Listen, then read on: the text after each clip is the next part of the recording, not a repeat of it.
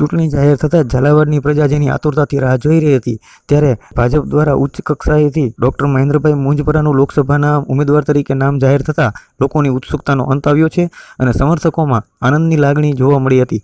ત્યારે ચારે તરફથી શુભેચ્છાઓના વરસાદ સાથે જનસેવા હોસ્પિટલ ખાતે સમર્થકોનો મેળાવડો જોવા મળ્યો હતો અને ભારે ભીડ જામી હતી। ત્યારે વર્ષોથી સેવાકીય પ્રવૃત્તિ સાથે જોડાયેલા ડોક્ટર મહેન્દ્રભાઈ મુંજપરાનું નામ જાહેર થતાં ચુંવાડિયા કોળી સમાજ સહિત સમર્થકોમાં આનંદની લાગણી વ્યાપી જવા પામી હતી। અત્રે ઉલ્લેખનીય છે કે ગણતરીની કલાકો પહેલાં જ ઝાલાવાડ વોઇસ ન્યૂઝ તરફથી સંભવિત ઉમેદવારોના નામો જાહેર કરાયા હતા। તેમાંથી જ એક એવા ડોક્ટર મહેન્દ્રભાઈ મુંજપરા પસંદગીની મહોર લાગતા ઝાલાવાડ વોઇસ ન્યૂઝ ચેનલ ઝાલાવાડની પ્રજાના દિલમાં વિશ્વસનીયતામાં ઓર વધારો થયો છે।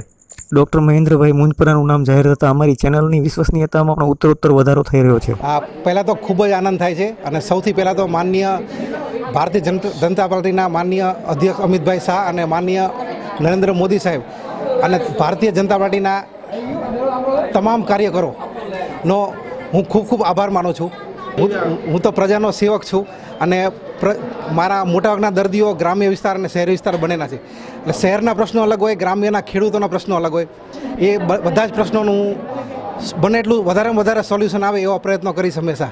સુરેન્દ્રનગરમાં હાલ અનેક સમસ્યાઓ છે કે જે નથી હલ થઈ, પાણી પ્રશ્ન હોય કે રોડ રસ્તા, તે આપણી માટે મોટો પડકાર છે। આ કેવી રીતે એને ના સંપૂર્ણ, કારણ કે મને ખબર છે, કારણ કે હું મારા પત્નીએ પણ 9 ફૂટ ઊંડા પ્રેગ્નન્સી દરમિયાન 9 ફૂટ ઊંડા ખાડામાંથી પાણી એમણે સિંચેલું છે, એટલે મને પ્રશ્નોની ખબર છે અને એ પ્રશ્નનો વહેલામાં વહેલો ઉકેલ આવશે એવો પ્રયત્ન કરીશ।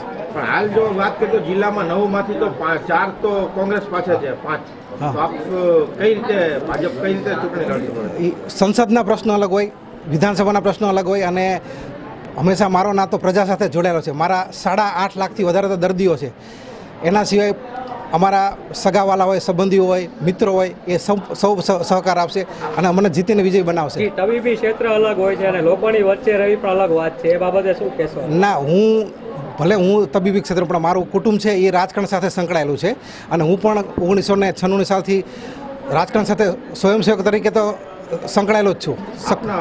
સામેના પક્ષમાં પણ જ્યારે કોળી ઉમેદવારની શક્યતા છે ત્યારે આપ એક કોળી ઉમેદવાર છો ને કોળી ઉમેદવારનું અત્યારે મહત્વ છે સુરેન્દ્રનગર જિલ્લાની સીટ ઉપર, તો એ રીતે કઈ આપ કેવી રીતે કોળી ઉમેદવારો મતદારો પાસે જશો? હું શિક્ષિત છું, MD ડૉક્ટર છું, ખૂબ સેવા કરી છે। મેં રામ ભોજનાલય નામની જે સંસ્થા ચાલે છે એમાં 2 રૂપિયામાં 9.5 વર્ષ સુધી સેવા કરેલી છે।